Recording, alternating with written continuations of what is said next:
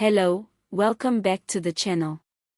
Today we are diving into a matter that has been raising eyebrows across Johannesburg and even beyond. The recent stance taken by the Joburg MMC regarding informal settlements has sparked a heated immigration debate. It is an issue that touches on governance, community living, social tensions, and of course the long-standing discussions about how South Africa manages the balance between locals and foreign nationals living in the city.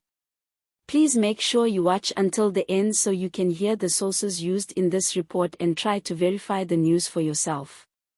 And while you are here, don't forget to hit the subscribe button so you can stay up to date with the latest news that really matters. The Joburg MMC's statement about informal settlements came at a time when frustrations are already high around housing shortages, service delivery challenges, and the broader issue of migration into South Africa's biggest city.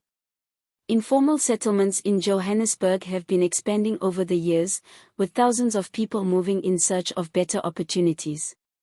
Some of them are South Africans who have migrated from rural provinces, while others are foreign nationals who see Johannesburg as a city of promise where they can find work or start small businesses. But as we know, the reality is not always so easy. What has pushed this debate into the spotlight is the claim that informal settlements are being heavily occupied by undocumented immigrants, and that this has put a strain on resources meant for South Africans. The MMC's position is that the city needs to take a tougher stance, ensuring that services and development plans prioritize South African citizens. According to him, while humanitarian support is always necessary, it should not come at the expense of local residents who have been waiting for years for housing and basic services. This stance has received both support and backlash. On the one hand, many South Africans agree with the MMC, saying that it is unfair that local communities continue to live in overcrowded, underdeveloped areas while they feel that foreigners are benefiting from the system. There is also the frustration that undocumented immigrants often bypass the official housing waiting lists by simply occupying land and setting up informal structures, leaving local families feeling sidelined. On the other hand, human rights groups and community activists argue that this stance could fuel xenophobic tensions and worsen relations between South Africans and foreign nationals. They stress that the housing crisis is not just a problem of immigration but a symptom of deeper structural issues in governance, corruption, and lack of efficient urban planning. In their view, blaming immigrants for informal settlements is an oversimplification that risks creating more division in communities that are already struggling. Johannesburg has long been a melting pot of cultures and nationalities. From Hillbrow to Yeoville, from Alexandra to Soweto, it is clear that migrants, both internal and cross-border, have shaped the city. Many Zimbabweans, Mozambicans, Malawians, and other foreign nationals have contributed to the city's economy in different ways, working in construction, domestic services, and even running small businesses that serve locals. For some residents, their presence is seen as essential to keeping the economy going, while for others it is viewed as competition in an already tough job market. The MMC's comments have now opened up questions about what policies the city will pursue going forward. Will there be stricter enforcement on land invasions and informal settlements suspected to be dominated by undocumented migrants?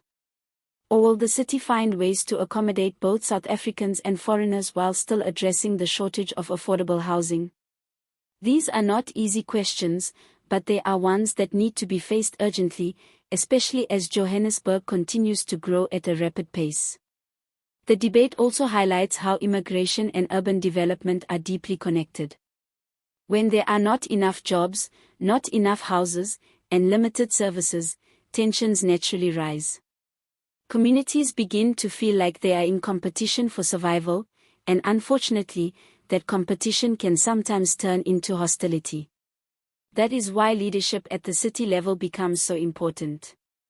Statements made by officials like the MMC carry weight, because they can either bring communities together by encouraging fair solutions, or they can deepen divisions if they appear to be favoring one side over the other. In some areas of Johannesburg, the frustrations have already boiled over into protests. Residents of certain townships and informal settlements have staged demonstrations, calling for better service delivery and demanding that government prioritize locals. These protests often include complaints about the presence of undocumented migrants, showing just how much the issues of immigration and local governance have become intertwined. But let's also not forget the human side of this. For many foreign nationals living in informal settlements, the conditions are far from ideal. They live in shacks without proper sanitation, with limited access to water and electricity, just like South Africans in the same areas. The idea that they are living comfortably while locals suffer is often exaggerated. In reality, they are also facing the hardships of poverty and insecurity. It is also worth pointing out that not all informal settlements are dominated by immigrants. Many South Africans continue to be the majority in these areas, waiting on housing lists that seem to move painfully slowly. The frustration comes from the fact that, regardless of nationality, people in these settlements feel forgotten by the system. They live without basic dignity while political leaders make promises that never seem to come true. What the MMC's stance has done, though, is to shine a spotlight on how much immigration is shaping local politics. The debate is no longer just about national borders, but about how cities themselves manage their populations and ensure fairness. Whether or not you agree with the MMC, it is clear that Johannesburg, like many cities around the world, is struggling to adapt to rapid urbanization and the challenges that come with migration.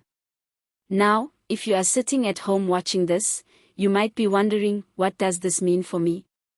Well, if you live in Joburg, it means the discussions about housing, service delivery, and immigration will probably become even more heated. It also means that as elections come closer, these debates will likely feature strongly in political campaigns, as parties try to appeal to frustrated communities. And if you don't live in Joburg, it still matters because the challenges seen here are a reflection of what is happening across South Africa's major cities. Thank you for watching. Don't forget to subscribe to the channel for more news like this, and remember to stick around until the end whenever we post so you can verify the sources for yourself. All images used are for illustration purposes only. Sources: Sowetan Live, News 24, Times Live, IOL, Daily Maverick.